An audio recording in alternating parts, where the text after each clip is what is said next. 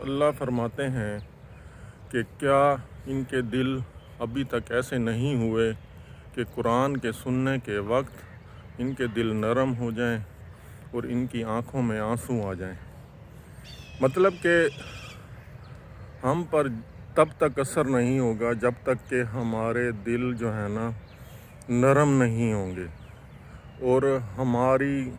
حالت ایسی نہیں ہوگی مطلب رونے والی، تب تک ہم پر اللہ کے کلام کا اثر نہیں ہوگا۔ پھر اللہ فرماتے ہیں کہ ہم فرشتوں کو نہیں اتارا کرتے مگر حق کے ساتھ، اور اس وقت ان کو مہلت نہیں دی جاتی۔ مطلب کہ جب انسان کی موت کا وقت آتا ہے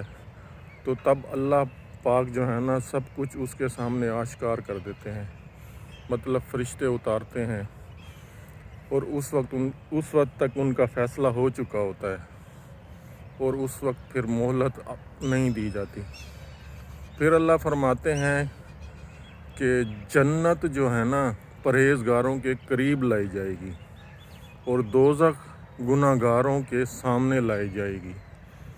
اور شیطان کے لشکر سب داخل جہنم ہوں گے۔ پچھلی ویڈیو میں نے ذکر کیا تھا کہ اللہ جو ہے نا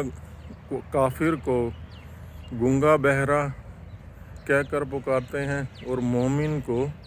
سنتا دیکھتا۔ اب میں نے پہلے بھی ذکر کیا تھا کہ اللہ جو بھی بات کرتے ہیں نا اس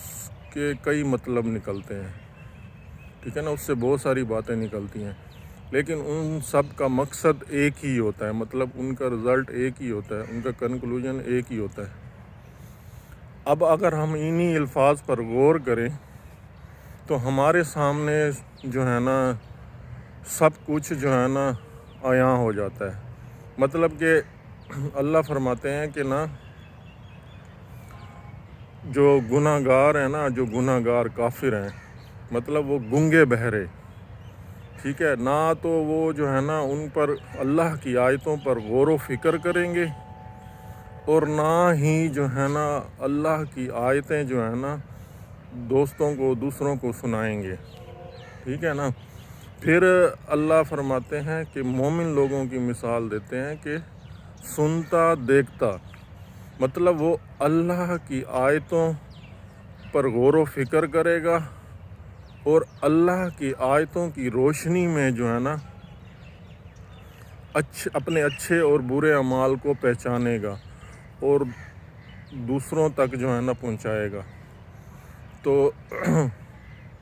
اسی طرح جو ہے نا جو گناہ گار لوگ ہیں نا، گناہ گار لوگ، ان پر جو ہے نا اس کا کوئی اثر نہیں ہوگا اللہ کے کلام کا، مطلب وہ ان پر نہ غور و فکر کریں گے، اور نہ ہی جو ہے نا یہ کسی کو جو ہے نا آگے اللہ کی آیتوں کو آگے پہنچائیں گے۔ تو میں ہمیشہ یہی کہتا ہوں کہ ہم تب تک کامیاب نہیں ہو سکتے جب تک کہ ہم اللہ کے کلام قرآن کو اپنی زندگی میں سبسکرائب نہیں رکھیں گے، اور اللہ اور اللہ کے رسول حضرت محمد صلی اللہ علیہ وآلہ وسلم کی بات کو فالو کریں، اور غور و فکر کو کلک رکھیں، اور اللہ کے رسول حضرت محمد صلی اللہ علیہ وآلہ وسلم کی بات کو دوستوں تک شیئر کریں۔ السلام علیکم ورحمۃ اللہ وبرکاتہ۔